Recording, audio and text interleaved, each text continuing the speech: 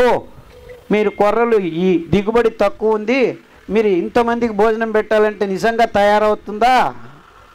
మీ దగ్గర ఉండేది 20 ఎకరాలే నీళ్లు బట్టి చేసేది, మా దగ్గర 80 ఎకరాలు ఉంది. మీరు క్యాల్కులేట్ చేస్తే ఒక్క భూగోళం కాదు కదా, 7 భూగోళాలకు భోజనం పెట్టచ్చు ఇప్పటికీను. 70 బిలియన్స్ కూడా ఆహారం తయారు చేయొచ్చు మనం, నో ప్రాబ్లం అట్ ఆల్. కానీ ఈ ఇండస్ట్రియలైజ్డ్ ఫుడ్ కల్చరు ఈ ఆహార పదార్థాలని ఆహారం అని గుర్తించరు. ఎందుకంటే ఇందులో వాళ్ళ ప్రమేయం ఏమీ లేదు. It just goes out of their hands. ఎవరికి వాళ్ళు పెంచుకోవచ్చు. ఇన్ఫ్యాక్ట్ నా కళ ఏమిటంటే ఈ ధాన్యాల్ని ఎక్కడంటే అక్కడ ఊరికి వదిలివేసేస్తే వానలు వస్తే అదంతకది ఎక్కడ పడితే అక్కడ ఈ ధాన్యాలు పెరుగుతూ ఉంటాయి. మీరు కావాలా వెళ్ళి కోతకు తీసుకొని ఇంట్లో మిక్సీలో వేసుకొని తినండి. Food free for all. ఈ జంజాటమే ఉండాల్సిన పని లేదు. That is my dream.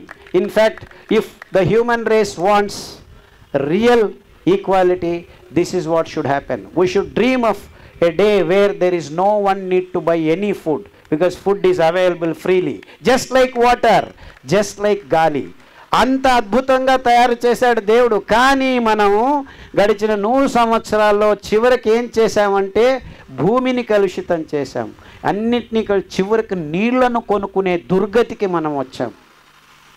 we are not able to have good water, drinking water. అమ్ముకుంటున్నాము నీళ్ళని ప్లాస్టిక్ బాటిల్లో వేసుకొని. ఎంత కర్మ అని ఆలోచించండి.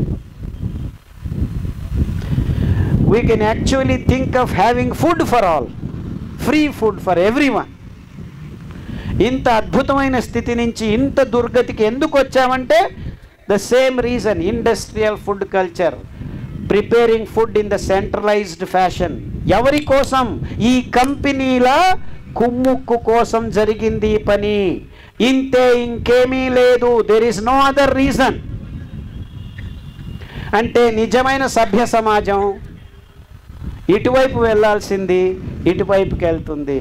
అంటే అందరికీ ఆహారం, అందరికీ నీళ్లు, అందరికీ గాలి, స్వచ్ఛమైన ఆహారం, స్వచ్ఛమైన గాలి, స్వచ్ఛమైన నీళ్లు కావాలంటే మన మానవ జాతి అంతా ఆహారం సిరిధాన్యాలే, ఇంకేది దారి లేదు అని చెబుతూ మీ అందరికీ నమస్కారం.